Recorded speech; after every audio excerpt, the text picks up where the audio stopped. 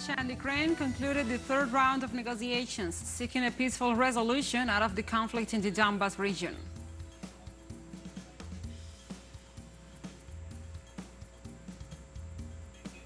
Talks between Russia and Ukraine in the Belarusian region of Brest came to an end, the press service of the Russian embassy in Belarus reported.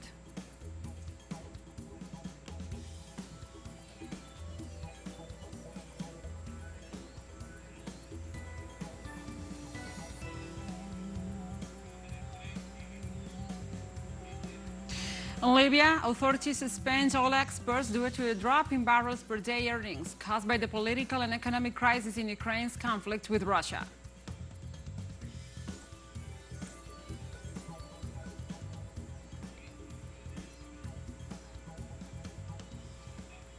Hello, welcome to From the South. I'm your anchor, Gladys Quesada, from the teleSUR studios in Caracas, Venezuela. We begin with the news. Stay with us.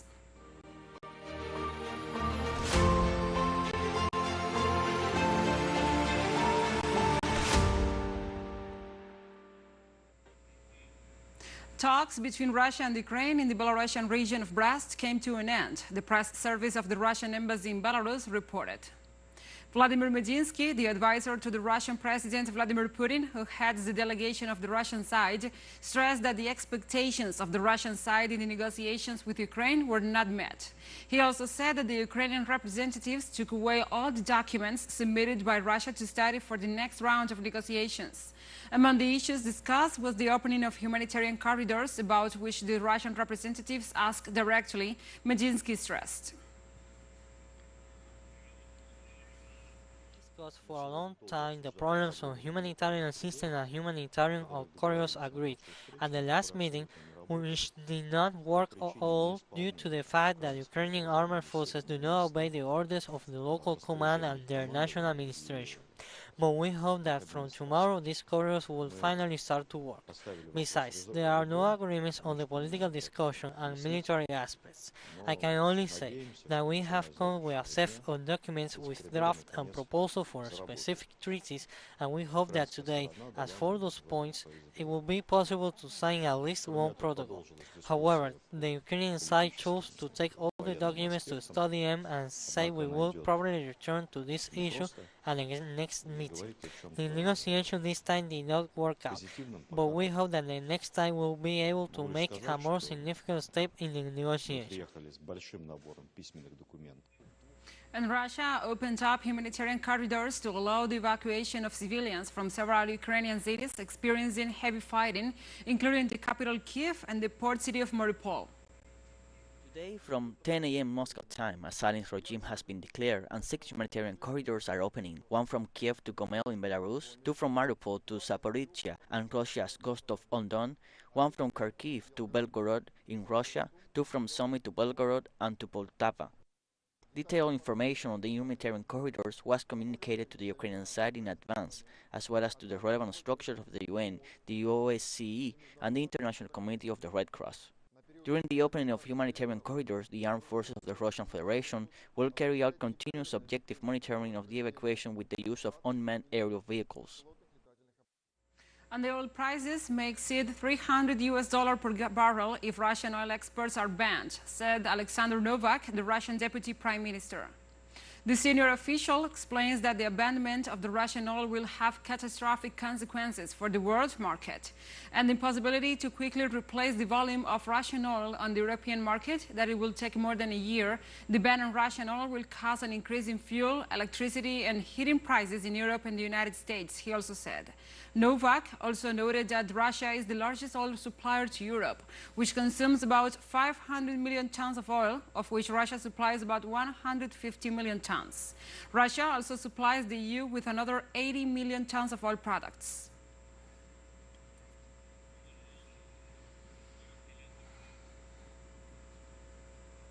The European Security and Cooperation Organization, the CSCE, reported on Sunday that its headquarters in the Ukrainian city of Mariupol had been bombed.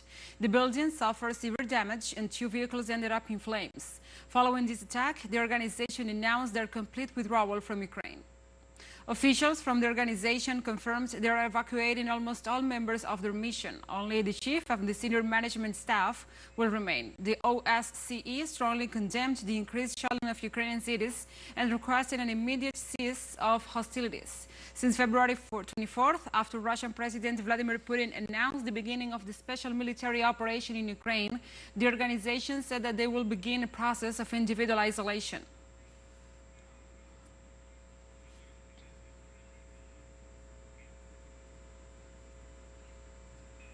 And the Turkish Foreign Minister Mevlut Çavuşoğlu announced a trilateral meeting with his Russian counterpart and the Ukrainian counterparts Sergei Lavrov and Dmitry Kuleba, respectively, to be held on Thursday.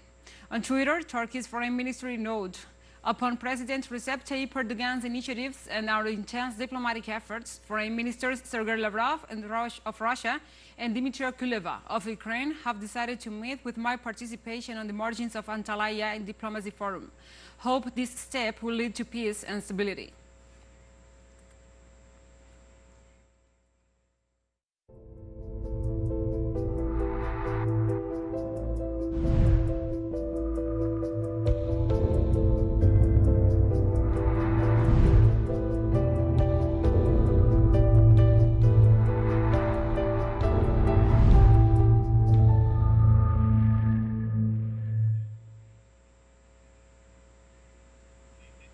Now we move on to other topics. Truckers demonstrated Sunday against COVID-19 restrictions on the outskirts of Washington, D.C., the U.S. capital. The transportation workers in the trucks and other vehicles protested on Sunday in the outer areas of the capital against the measures adopted to face the COVID-19 pandemic. A movement originated in California called the People's Convoy is the main rallying force. Its supporters claim to be inspired by the truckers' protests in the Canadian capital, Ottawa, that lasted throughout February and had a similar mission. The line of vehicles spread along 50 kilometers down the road.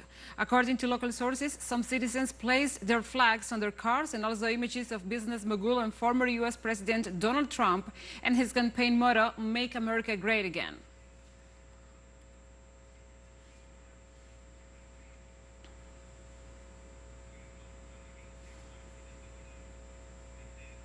On Sunday, the Chinese mainland reported new COVID-19 cases. The National Health Commission informed 214 of the new recorded infections are on local transmission, whereas 113 are imported ones. Of the locally transmitted cases, the most belong to Guangdong with 69, Jilin with 54, and Shandong with 46, the three provinces in eastern China, the most populated region of the country. Among the imported cases, 51 were also reported in Guangdong and 32 in Shanghai, while other cities, such as the capital Beijing, keep a low count. Authorities registered no deaths from COVID-19 on Sunday. The mainland reported 111,195 confirmed COVID-19 cases, of which the official data reflects 4,636 died from the virus.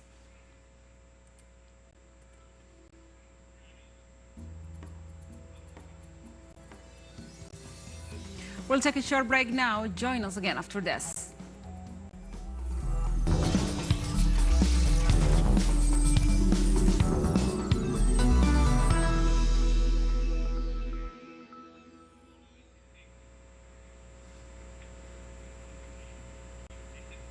Welcome back to From the South. In an increasingly turbulent world, ties between China and Latin America and the Caribbean enjoy a vitality that has overcome trade wars, transportation crisis, and the worst pandemic in a century, said China's Foreign Minister Wang Yi during a press conference to outline the main lines of China's diplomacy on the occasion of the annual meeting of the parliament. Our correspondent brings us the details. China's State Councilor and Minister of Foreign Affairs, Wang Yi, today highlighted the good momentum of Beijing's ties with Latin America and the Caribbean. In his customary press conference on the occasion of the annual meeting of the Chinese Parliament, the foreign minister pledged to continue supporting the efforts of developing nations, especially those in Latin America and the Caribbean, to confront the pandemic and avoid a greater economic impact. Since the outbreak of the new coronavirus, China has developed active anti-epidemic cooperation with Latin America and provide nearly 400 million doses of vaccines. Last year, the trade volume between China and Latin America and the Caribbean surpassed US $400 billion for the first time. We also successfully held the third ministerial meeting of the China-CELAC Forum and reached a broad consensus on deepening strategic mutual trust and practical cooperation between China and CELAC in key areas over the next 3 years. As a Latin American proverb says, a true friend can touch your heart from the other side of the world. China will continue to work with Latin American and Caribbean friends to deepen friendship and expand cooperation. Chinese Chancellor sent a clear message to those who insist on seeing double intentions and efforts on the part of Beijing to impose its hegemony in the region. Latin America is a land full of hope and vitality. It is not someone's backyard. What the Latin American people need is equity, justice, and win-win cooperation, not power politics and bullying. China and Latin America are developing areas and the common aspiration for independence, development, and revitalization closely links the Chinese dream with the Latin American dream. At the conference, Wang Yi also referred to key points in China's foreign policy, such as ties with the United States, Taiwan affairs, and China's unchanged position in favor of dialogue between Russia and Ukraine. On the Ukrainian issue, peace and dialogue must be promoted, and China has already made some efforts in this respect. There have been 2 rounds of negotiations, and we hope there will be a third. The more divergences there are, the greater the need to sit down and negotiate. Rivers do not freeze over on a cold night. The situation in Ukraine has very complex causes, and the first thing is to keep calm and reason and seek a peaceful solution. With the storm clouds on the horizon of military conflicts, economic sanctions with unpredictable consequences and global inflation, the strength of Sino-Latin American ties is one of the pillars in the efforts to put the pandemic chapter behind us and embark on the road to recovery. Irán Peraza, teleSUR, Beijing, China.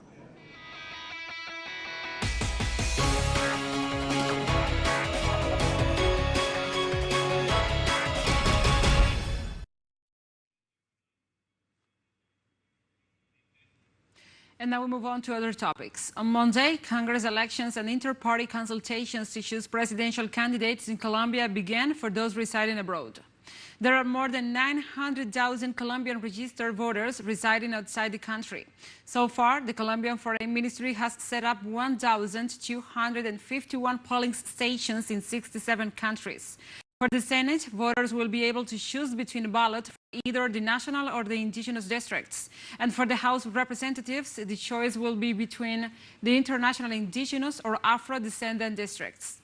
Elections in Colombia will be held this coming Sunday, March 13th.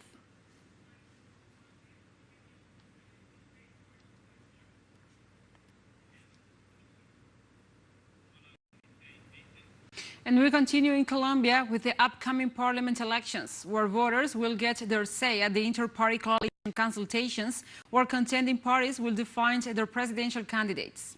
The National Registry of Civil Status announced in recent days a total of 15 pre-candidates registered by the 3 coalitions, which are Historical Pact, Hope Center, and the Team for Colombia. The candidates chosen by each coalition will be the contenders at the next presidential elections, scheduled for next May the 29th. According to data from the National Registry, there are more than 38 million citizens registered to vote, and there will be 112,000 polling stations throughout the country.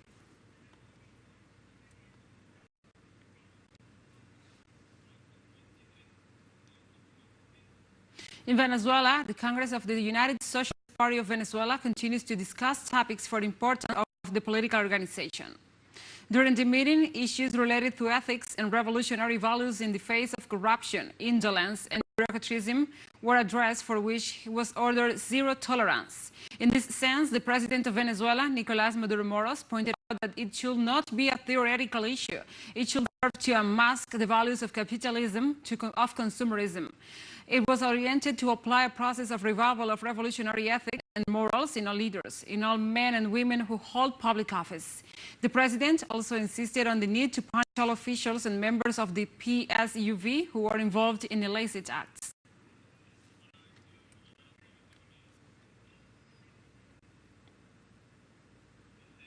On Monday, Venezuelan security forces continued their operation to dismantle the camps of armed insurgents agents in a pure state near the border with Colombia. Military sources report they have dismantled a campsite near the banks of Capanaparo River in the municipality of Rómulo Gallegos, El Orza, state of Apure, where security forces also arrested an irregular fighter and later handed him over to the prosecutor's office. Among these items, there was a universal car battery, a U.S.-made shotgun, and a bag with blue powder. The materials had been stashed by the arrested man who was active in the area. The arrest was carried out by 352 River Division agents of the Bolivarian National Guard.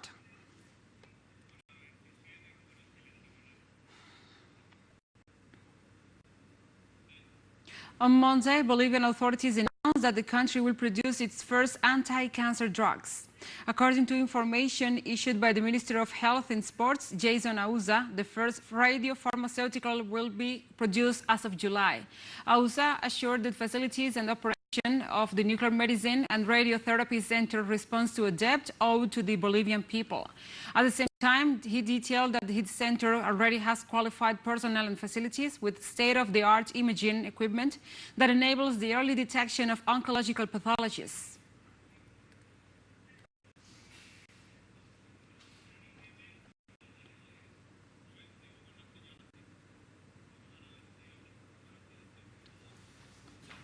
On Monday in Argentina, the Chamber of Deputies debates the agreement established by the national government with the International Monetary Fund on the debt. The meeting is expected to be attended by the Minister of Economy, Martín Guzmán, who announced that legislators will receive all the documents that make up the agreement, including the Memorandum of Economic and Financial Policies, plus the Technical Memorandum of Understanding. The Chief of Cabinet, Juan Mansur, as well as authorities from the Central Bank, the Secretary of Finance, Raúl Rigo, and the Director of the Southern Cone before the IMF, Sergio Chodos, are also expected to participate. This is the first time that an agreement with the IMF is dealt with by the Congress, and it seeks to refinance the debt of some $45 billion taken by the administration of former President Mauricio Macri.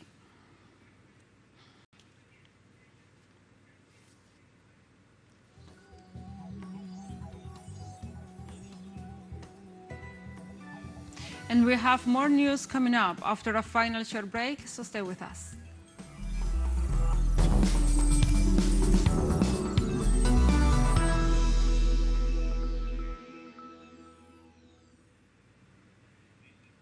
Welcome back from the south.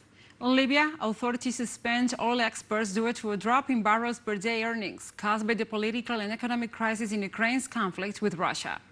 The Minister of Oil, Mohamed Owen, detailed in response to a query from the financial company Bloomberg that oil production currently stands at about 1.2 million barrels, which represents a statistic below the annual average as a consequence of the sanctions imposed by the United States on the Russian Federation and the constant tensions that have led to a serious economic and political crisis in energy and oil markets. Mohamed also announced that the national oil company stopped shipments to the main ports of export to the west due to the military presence in Sahara.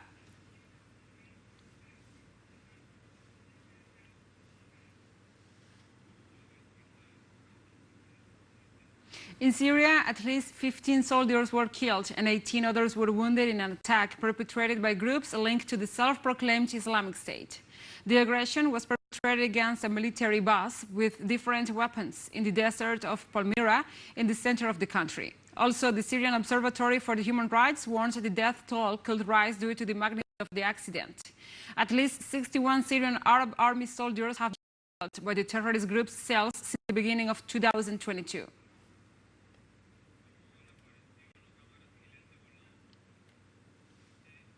During its first meeting in Ouagadougou, Burkina Faso's new interim government pledged to work selflessly to relieve the suffering of the people affected by jihadist violence that has plagued the country for the past 7 years. Prime Minister Albert Ouedraogo was appointed on Thursday, already formed his government on Saturday that his cabinet which he will lead the country for the next 3 years. The next government consists of 25 ministers, including 6 women. The appointed leader took office in late January after the ousting of elected President Roch Marc Christian Kabore by the military on charges of ineffectiveness in the face of continuing jihadist terror in the country. Ouedraogo expressed his priority as the fight against jihadism and the reconstruction of the state. Likewise, the premier set his term in office for a return to constitutional order and free elections. My team and I have made a commitment to the head of state to work selflessly to alleviate the suffering of the people and to restore our country to its territorial limits.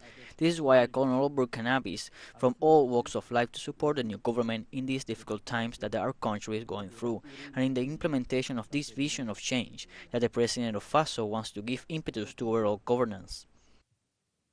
You already know these priorities, namely the fight against terrorism, the restoration of national territory, the response to the humanitarian crisis, the rebuilding of the state, the improvement of governance, national reconciliation and social cohesion, the care and resettlement of internally displaced persons in their respective localities. And like this, we have come to the end of this news brief. But remember, you can find this and many other stories on our website at telesurenglish.net. And also, if you feel so inclined, please join us on social media for all the latest news. We are on Facebook, Twitter, Instagram, and Telegram. For Telesur English, I'm your anchor, Gladys Quesada. Thank you for watching.